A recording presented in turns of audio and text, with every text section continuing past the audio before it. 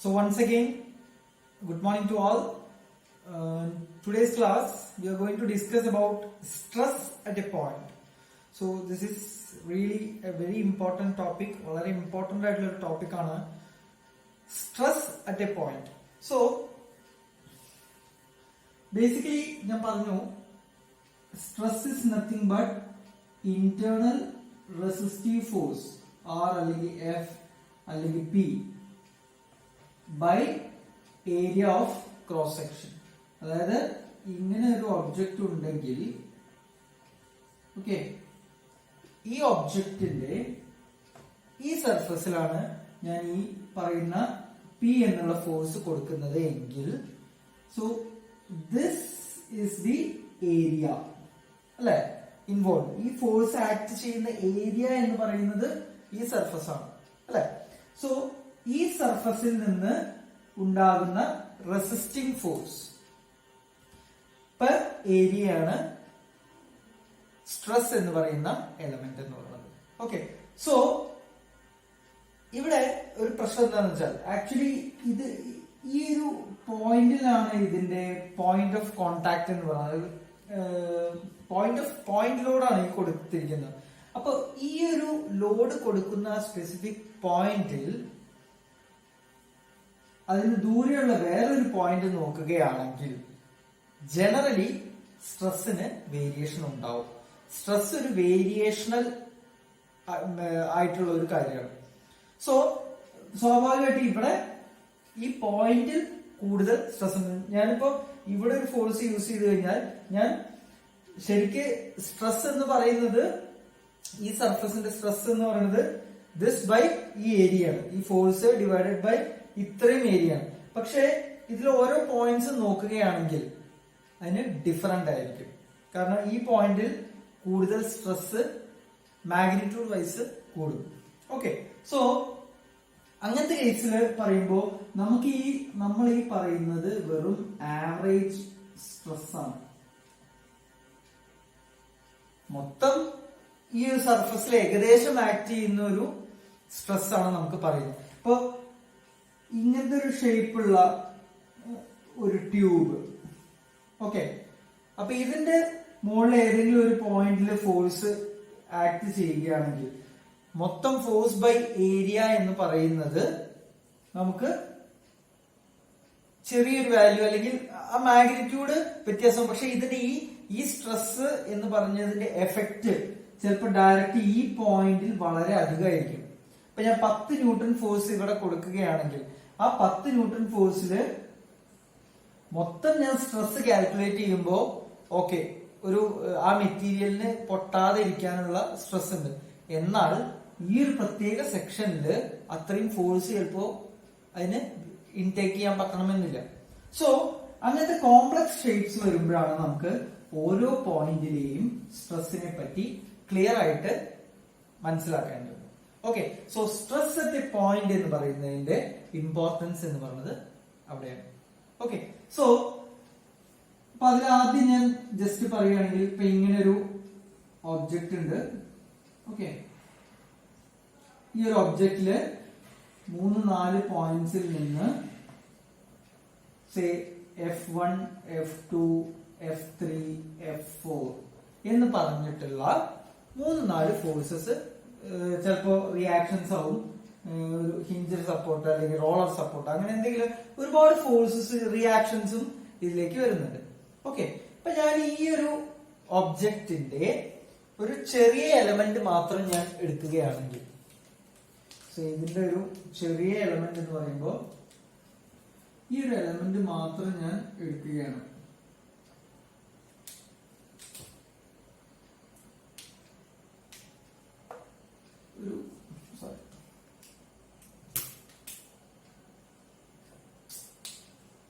Okay, ഈ ഒരു ചെറിയ എലമെന്റ് മാത്രമായിട്ട് ഞാൻ എടുക്കണം. അതായത് ഇപ്പൊ എലമെന്റ് എന്ന് പറയുന്നത് ഇങ്ങനെ രണ്ടായിട്ട് സ്പ്ലിറ്റ് ആക്കി കട്ട് ചെയ്തു എന്നല്ല അർത്ഥം. ഞാൻ ജസ്റ്റ് അനാലിസിസ് ചെയ്യാൻ വേണ്ടി രണ്ടായിട്ട് സ്പ്ലിറ്റ് ചെയ്തു. ഇപ്പൊ ഇതില് ഞാൻ കൺസിഡർ ചെയ്യുന്ന ഈ ഫോഴ്സസ് എല്ലാം കൊണ്ടും ഈ object is in equilibrium. Okay, ഇക്വിലിബ്രിയത്തിലാണ് ഈ ഒബ്ജക്റ്റ്. ഓക്കെ, ക്ലിയർ ആണല്ലോ? അപ്പോൾ ഇതിന്റെ ഇന്റേണൽ ഫോഴ്സസ്, അതായത് ഇവിടുന്ന് ഇങ്ങോട്ട് കൊടുക്കുമ്പോൾ കുറെ ഫോഴ്സസ് ഇന്റേണലി അതിനെ റെസിസ്റ്റ് ചെയ്യുന്നുണ്ട് അല്ലെ? അപ്പോ ഈ ഫേസിൽ കുറെ ഫോഴ്സസ് അങ്ങോട്ടും ഇങ്ങോട്ടും, ഡയറക്ഷൻ നമുക്കറിയില്ല, ഒരു പലതരം ഡയറക്ഷൻസിൽ ഇങ്ങോട്ടും അങ്ങോട്ടും ഇങ്ങോട്ടും അങ്ങോട്ടും എല്ലാം ഇത് ആക്ട് ചെയ്യുന്നു. അപ്പൊ ഈ രണ്ടിനെയും കമ്പൈൻ ചെയ്ത് കഴിഞ്ഞാൽ ഇക്വിലിബ്രിയത്തിലാണ്. അതായത് ഒബ്ജക്റ്റിന് മൂവ്മെന്റോ ഡിഫോർമേഷനോ ഒന്നും ഇല്ലാന്ന് നമ്മൾ വിചാരിക്കാം. ഓക്കെ, ഇനി ഇതിൽ തന്നെ ഞാൻ ഇതിന്റെ ഏതെങ്കിലും ഒരു എലമെന്റിനെ ഞാൻ അനലൈസ് ചെയ്തു. ഈ ലെഫ്റ്റിലുള്ള ഇത്രയും ഫോഴ്സസ് ഇവിടെ ഉണ്ട് അല്ലെ? റെസിസ്റ്റിംഗ് ഫോഴ്സസ് ആണത്. ഇവിടെ അപ്ലൈഡ് ഫോഴ്സ്, ഇതെല്ലാം റെസിസ്റ്റിംഗ് ഫോഴ്സസ് ആണ്. അപ്പൊ ആ റെസിസ്റ്റിംഗ് ഫോഴ്സസിനെ എല്ലാം കൂടി എന്തുണ്ടാവും? ഒരു റിസൾട്ടന്റ് ഫോഴ്സ് ഉണ്ടാവും ഇല്ലേ? റിസൾട്ടന്റ് ഫോഴ്സ് ഉണ്ടാവും, റൈറ്റ്? ഓക്കെ, ആ റിസൾട്ടന്റ് ഫോഴ്സ് കാരണം ഒരു റിസൾട്ടന്റ് സ്ട്രെസ് ഉണ്ടാവും. ഓക്കെ, സിഗ്മ ആർ എന്നിടാം. ഓക്കെ, ക്ലിയർ ആണോ? ഞാൻ ഇവിടെ മൊത്തം ഈ ഫോഴ്സ്, അപ്ലൈഡ് ഫോഴ്സ് കാരണം ഞാൻ ഇതിന്റെ ഒരു എലമെന്റ് ആയിട്ട് നോക്കി കഴിയുമ്പോൾ ഈ രണ്ട് പാർട്ടിൽ ഒരുപാട് റെസിസ്റ്റിംഗ് ഫോഴ്സസ് ഇവിടെ ഉണ്ട്, റൈറ്റ്? ഇനി ഇതിന് ഇത്രയും ഫോഴ്സ് കൂടി ഒരു റിസൾട്ടന്റ് ഫോഴ്സ് ഉണ്ടാവും. അതിന്റെ ഓപ്പോസിറ്റ് ഡയറക്ഷനിൽ ഇവിടുന്ന് ഇങ്ങോട്ട് ഒരു റിസൾട്ടന്റ് ഫോഴ്സ് ഈ ഫേസിൽ ഉണ്ടാവും. അത് രണ്ടും കൂടുമ്പോൾ ഇക്വിലിബ്രിയം ആയിരിക്കും. ഓക്കെ, അതേപോലെ തന്നെ ഞാൻ ഈ ഒരു എലമെന്റിന്റെ മാത്രം റിസൾട്ടന്റ് ഫോഴ്സ് ഈ ഡയറക്ഷനിലാണ് എന്ന് അസ്യൂം ചെയ്യണം. ഓക്കെ ആണോ? അപ്പൊ അങ്ങനെയാണെങ്കിൽ ഞാൻ അതിനെ ഒരു XYZ പ്ലെയിനിൽ വെച്ച് കഴിഞ്ഞാൽ, ഇപ്പോ ഇതാണ് നമ്മുടെ ഒബ്ജക്റ്റ്. Okay, right? അപ്പോ എന്റെ റിസൾട്ടന്റ് ഫോഴ്സ് എന്ന് പറയുന്നത് സിഗ്മ ആർ. ഇത് X axis, Y axis, Z axis. Okay, so ഇവിടെയാണ് എന്റെ റിസൾട്ടന്റ് ഫോഴ്സ് ഉള്ളത്. ഓക്കെ ആണല്ലോ?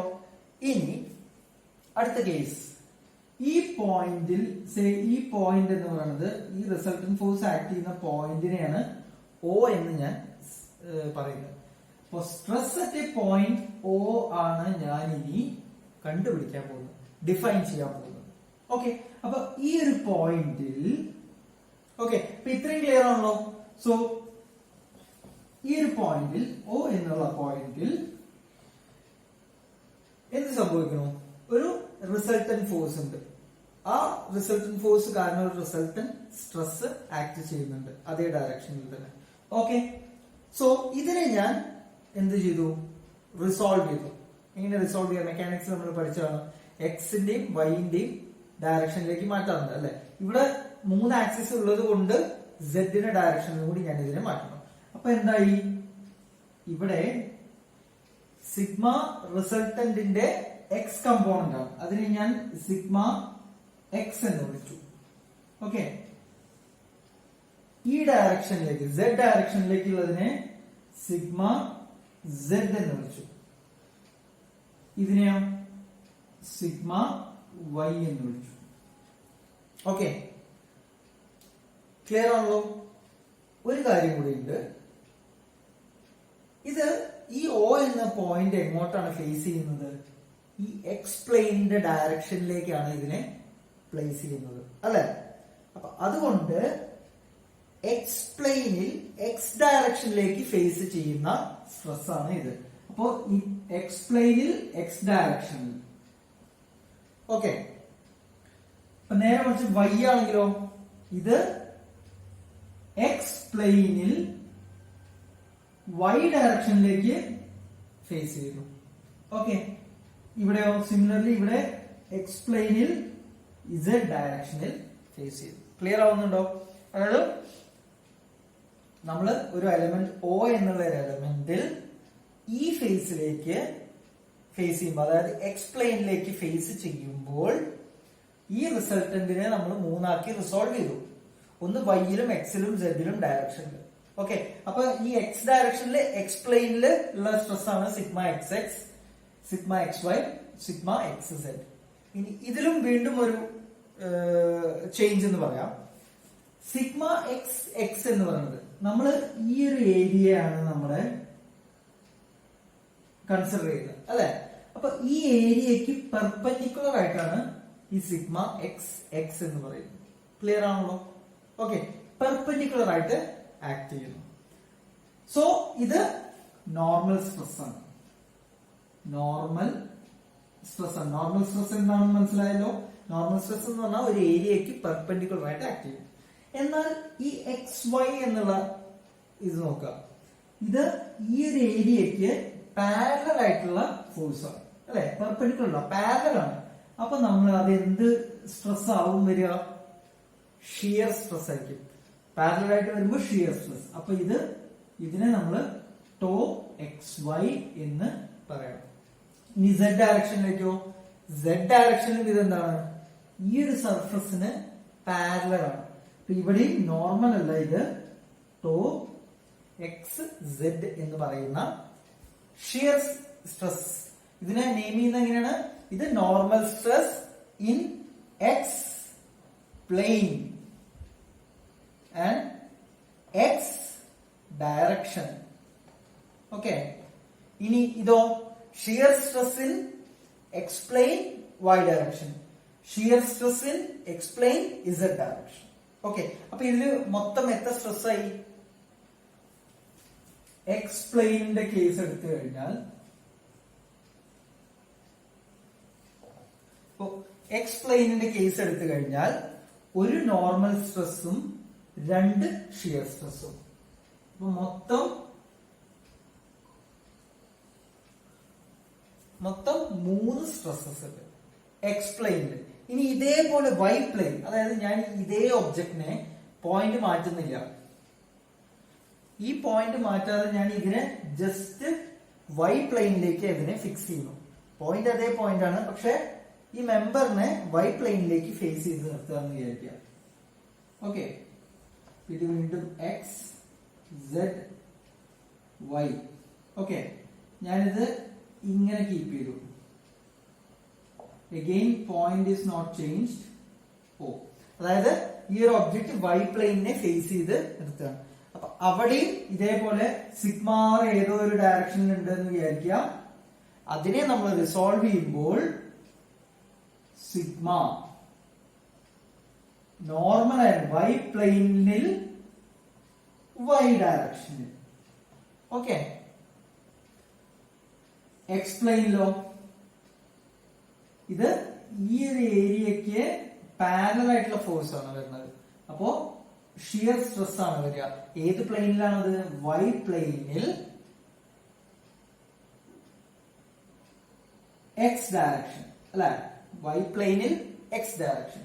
അതേപോലെ ഇവിടുന്ന് ഇങ്ങോട്ടൊരു ഫോഴ്സ്, അതും എന്താണ്? ഈ ഏരിയക്ക് പാരലൽ ആണ്. ടോ പ്ലെയിൻ ഇസ് വൈ, എന്താണ്? Direction is Z. Again y പ്ലെയിനിൽ എനിക്ക് y പ്ലെയിനിൽ again I got 3 stresses. Similarly ഞാൻ എന്ത് ചെയ്തു? ഇതിനെ ഞാൻ Z പ്ലെയിനിലേക്ക് ഫേസ് ചെയ്ത് നിർത്തി. അപ്പൊ എന്ത് സംഭവിക്കും? ഇങ്ങനെ, ഇതാണ് Z പ്ലെയിനിലേക്ക് ഫേസ് ചെയ്യുമ്പോൾ എഗെയിൻ പോയിന്റ് മാറുന്നില്ല. O എന്ന അതേ പോയിന്റ് തന്നെ Z പ്ലെയിനിലേക്ക് നോക്കി നിൽക്കുകയാണ്. അപ്പൊ Z പ്ലെയിനിൽ സിഗ്മ Z പ്ലെയിനിൽ Z ഡയറക്ഷൻ. ഇതോ പാരലൽ ആണ്, ഈ ഏരിയക്ക് പാരലൽ ആണ് അല്ലെ. അപ്പൊ പാരലൽ ആവുമ്പോ ഷിയർ സ്ട്രെസ്. ഇത് ഏതാ പ്ലെയിൻ? Z plane. ഡയറക്ഷൻ ഏതാ? Y. ഇത് ഷിയർ സ്ട്രെസ് ആണ് Z പ്ലെയിൻ എക്സ് ഡയറക്ഷൻ. അപ്പൊ എന്തായി? Z പ്ലെയിനിൽ അഗെയിൻ 3 സ്ട്രെസ്സസ്. ഓക്കെ, അപ്പൊ ഇങ്ങനെ എക്സ് പ്ലെയിനിൽ 3 സ്ട്രെസ് ഉണ്ട്, വൈ പ്ലെയിനിൽ 3 സ്ട്രെസ് ഉണ്ട്, Z പ്ലെയിനിൽ 3 സ്ട്രെസ്സസ് ഉണ്ട്. ഓക്കെ, അപ്പൊ മൊത്തം ഇവിടെ എത്ര സ്ട്രെസ് ആയി? 9 തരം സ്ട്രെസ്. ഇതെല്ലാം ഏത് പോയിന്റിലാണ്? O എന്നുള്ള പോയിന്റിൽ മാത്രം 9 തരം സ്ട്രെസ്സസ് ഉണ്ട്. ഈ 9 സ്ട്രെസ്സിൽ തന്നെ ഇതിൽ ഒരു നോർമൽ സ്ട്രെസ്സും 2 ഷിയർ സ്ട്രെസ്സും. അപ്പൊ ഇതിലെ എല്ലാത്തിലും ഓരോ നോർമൽ സ്ട്രെസ് ആണ്. 1, 2, 3 നോർമൽ സ്ട്രെസ്സും ബാക്കി 6 ഷിയർ സ്ട്രെസ്സും ഒരു പോയിന്റിലുള്ള സ്ട്രെസ്സിനെയാണ് ഇൻഡിക്കേറ്റ് ചെയ്യുന്നത്. ഓക്കെ, അപ്പൊ ക്ലിയർ ആണല്ലോ? ജസ്റ്റ് സിമ്പിൾ ആണ്. ഒന്ന് ഈ ഒരു നന്നായിട്ട് കേട്ട് കഴിഞ്ഞാൽ നിങ്ങൾക്ക് മനസ്സിലാവണ്ടാണ്. ഓക്കെ, ഇതിന്റെ ഒരു കോൺസെപ്റ്റ് മനസ്സിലാക്കാണ്. അതായത് ഈ 3 കേസസിലും ഓരോ പ്ലെയിനിലും കാർട്ടീഷ്യൻ കോർഡിനേറ്റ് സിസ്റ്റത്തിലുള്ള ഡയറക്ഷനിലേക്ക് ഓരോ സ്ട്രെസ് ആക്ട് ചെയ്യും. കാർട്ടീഷ്യൻ കോർഡിനേറ്റ് XYZ ഡയറക്ഷനിലുള്ള ഫോഴ്സ്, അതായത് എക്സ് പ്ലെയിനിൽ XYZ ഡയറക്ഷനിലുള്ള സ്ട്രെസ്സസ് ഉണ്ടാവും, Y പ്ലെയിനിൽ XYZ ഡയറക്ഷനിലുള്ള ഫോഴ്സ് സ്ട്രെസ്സസ് ഉണ്ടാവും, സിമിലർലി Z പ്ലെയിനിൽ.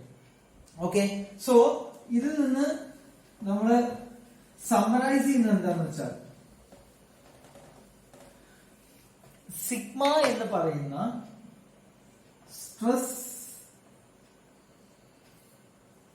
വെക്ടർ എന്ന് ഞാൻ ആദ്യം പറയാം. എന്ന് പറയുന്നത് ഇറ്റ് കൺസ്റ്റിറ്റ്യൂട്ട്സ് ഓഫ്, ഇതിനെ സിഗ്മ ഐ ജെ എന്ന് നമുക്ക് ജസ്റ്റ് റെപ്രസെന്റ് ചെയ്യാം. With represents direction and plane. Okay, അപ്പോ ഈ സ്ട്രെസ് എന്ന് പറഞ്ഞ ഈ വസ്തു 9 ഫാക്ടേഴ്സിനെയും കൂടി ഞാൻ എന്ത് ചെയ്തു, ഒരു മെട്രിക്സിൽ ഫോം ചെയ്യാം. ആ മെട്രിക്സ് എങ്ങനെ ഫോം ചെയ്യുന്നത്? ഇതിന്റെ ഡയഗണൽ എലമെന്റ്സ് എല്ലാം എന്താണ്, നോർമൽ സ്ട്രെസ് ആണ്. ബാക്കി എല്ലാം ഷിയർ സ്ട്രെസ്. ഓക്കെ, ബാക്കി എല്ലാം ഷിയർ സ്ട്രെസ്. ഓക്കെ, അതേപോലെ തന്നെ ഇതിന്റെ ഈ ഡയറക്ഷൻ, ഹൊറിസോണ്ടൽ ആയിട്ടുള്ള ഈ ഡയറക്ഷനിൽ ഇറ്റ് റെപ്രസെന്റ്സ് പ്ലെയിൻ. ഏത് പ്ലെയിനിലാണ് ഇത് സിറ്റുവേറ്റ് ചെയ്യുന്നത്?